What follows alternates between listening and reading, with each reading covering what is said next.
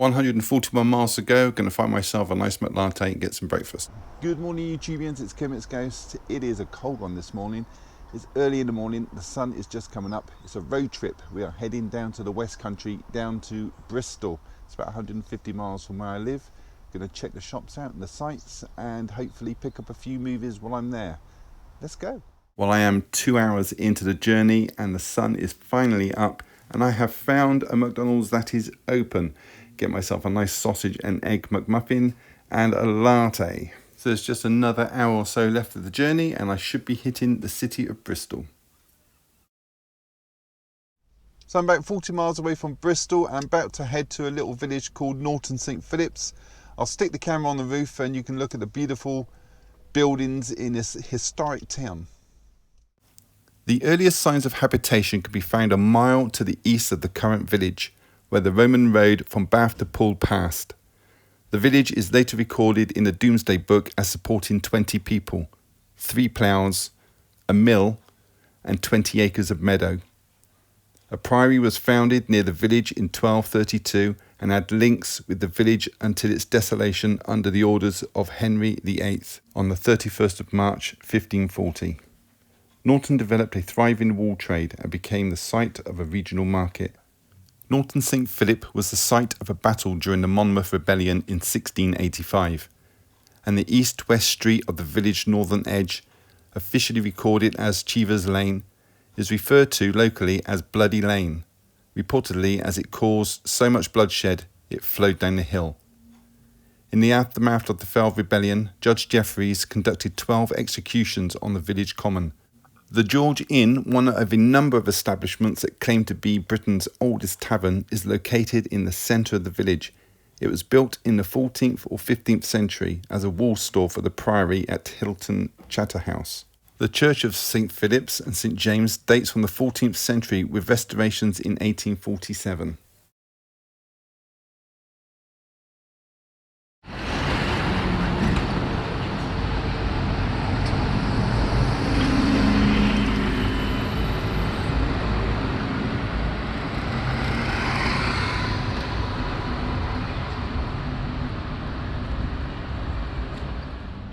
This is an original Banksy called The Well-Hung Lover. It was created in 2006 and it's in Park Street, Bristol.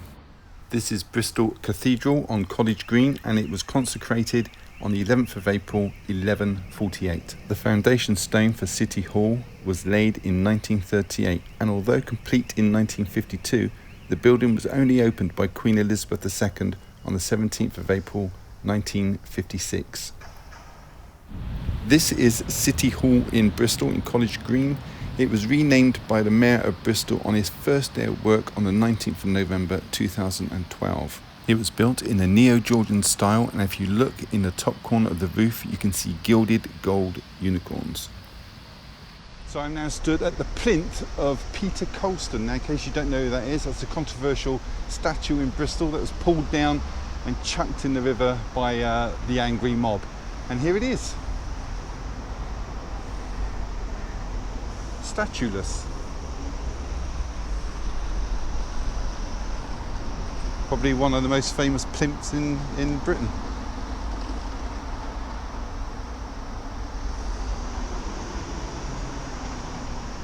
And he would have been dragged about a quarter of a mile that way and dumped into the harbour.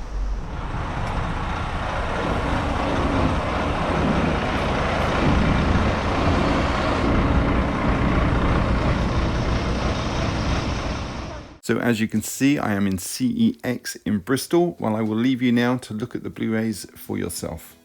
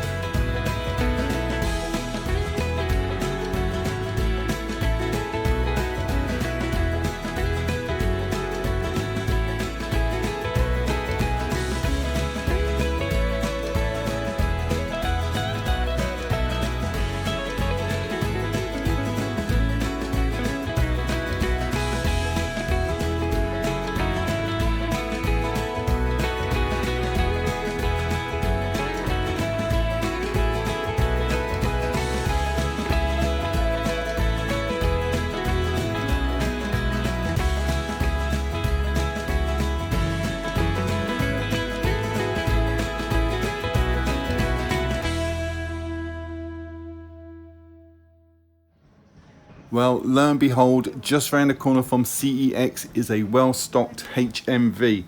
I'm not going to be pulling out individual titles, going to look around the store, see what they've got. They've got a great selection of Arrow and other boutique labels, so if you're ever in HMV in Bristol, take a look inside this one.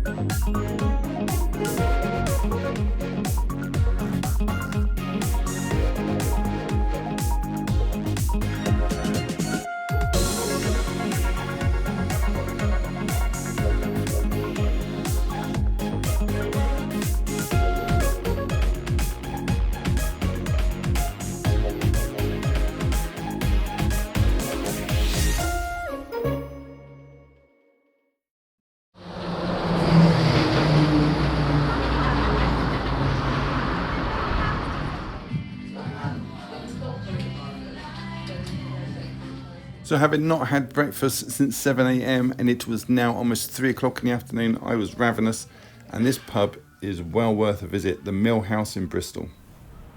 I apologise for the constant history lessons, but here we go again. This is St Peter's Church in Castle Park, Bristol. It was bombed during World War II and is now preserved as a memorial. The foundation of the church can be traced back to 1106, when it was endowed on Tewkesbury Abbey, with a 12th century lower tower, the rest of the church being built in the 15th century. Excavations in 1975 suggest that this was the site of Bristol's first church. The 12th century city wall runs under the west end of the present church. It was bombed during the Bristol Blitz of the 24th and 25th of November 1940, and it is now maintained as a monument to the civilian war dead of Bristol. It has been designated by British Heritage as a Grade 2 listed building. The church ran St Peter's Hospital, a workhouse located between the church and Floating Harbour, which was destroyed by bombing during the Bristol Blitz.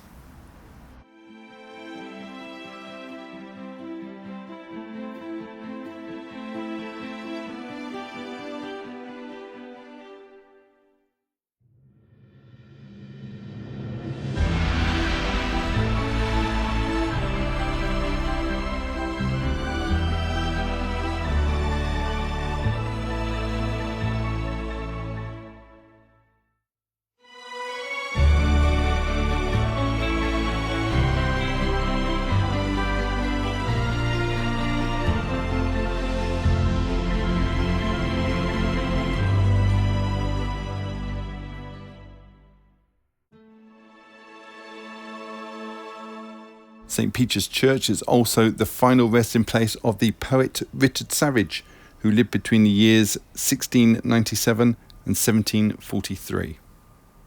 So I have now finished with Bristol city centre and I'm heading up to the Clifton suspension bridge, hopefully get some good views and give you a couple of facts. I have been to CEX and picked up some movies, so let's go. It's about a 3 or 4 mile hike from here. I'll see you in a bit. As you can see, I'm at the entrance of the Clifton suspension bridge, so we're going to go across. It's quite high, so those with a nervous disposition best look away. So this is Clifton suspension bridge. It spans the Avon Gorge and the River Avon, linking Clifton in Bristol to Lee Woods in North Somerset.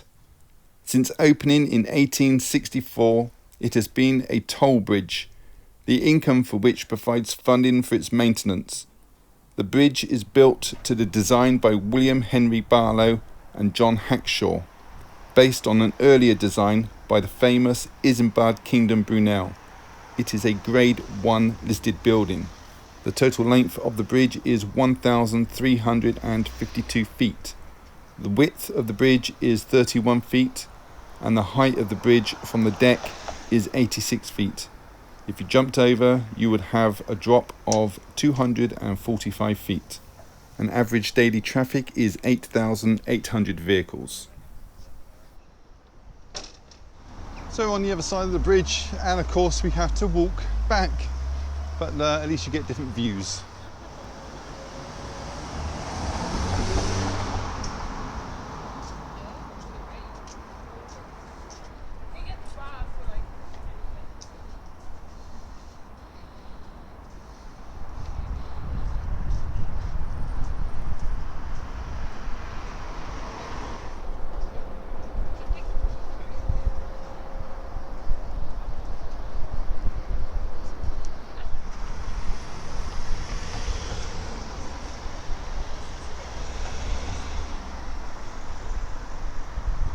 So that was it. Did you like the bridge? What did you think? Would you cross it? Could you cross it? So I'm finished now with Bristol. I'm going to head home, show you what I got, but before I do that, I'm going to go in here and get myself a nice burger to take with me. Welcome back. This is now the next day because it was too dark to film anything when I got back from the trip. These are the pickups. The first one is from Poundland, which was opposite the CEX in Bristol. This is Legacy, stars Idris Elba. I've never heard of this one, but he always puts in a good performance, so I look forward to that one. A couple that I should have picked up a long time ago. This is Planes in 3D. This is from CEX. I think it was like £3, something like that. The next one is Tales of Despereaux. I've not heard of this one. I think this is the Don Bluth, maybe. Lots of extras on the back. Give it a go. And my last pickup is Torchwood, the box set. This, I think, is the complete box set. Correct me if I'm wrong. I think it's got all, like, if there's a Christmas special, I'm sure it's going to be in here. Torchwood is a spin-off from Doctor Who, hence the name Torchwood, which is an anagram of Doctor Who. So that is it. Thank you so much for watching. I know there was a bit of history in there, but you did get to see some films in the end. Give it a thumbs up. I really do appreciate it. Leave a comment. I will get back to you, I promise. And subscribe if you haven't. It's all free. Why wouldn't you? And if you do subscribe, hit the bell in the corner to get notifications of further videos. All that being said and done, thank you for choosing my channel today and watching my video. Take care. I'll see you in the next one.